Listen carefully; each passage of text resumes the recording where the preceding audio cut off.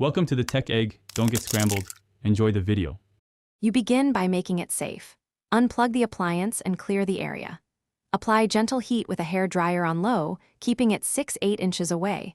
This softens the plastic without damaging the steel. Once softened, use a plastic or wooden scraper at a shallow angle to lift an edge. Make sure to work in short bursts of heat and scrape gradually. Rushing can scratch the finish. If residue remains, move to a solvent step next. Once edges are lifted, you continue by peeling the softened plastic gently with the scraper, following the grain of the stainless where applicable to reduce scratches.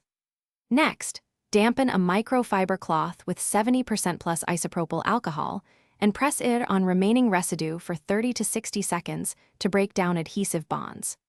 Make sure to rub lightly in circular motions and reapply heat between passes when needed. Repeating heat plus solvent dissolves stubborn particles without aggressive scraping. You finish by washing the area with warm soapy water, rinsing, and drying thoroughly to avoid water spots.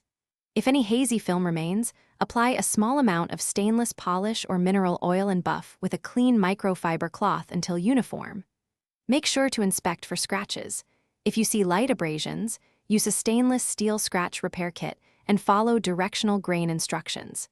If the plastic won't budge after all steps, stop.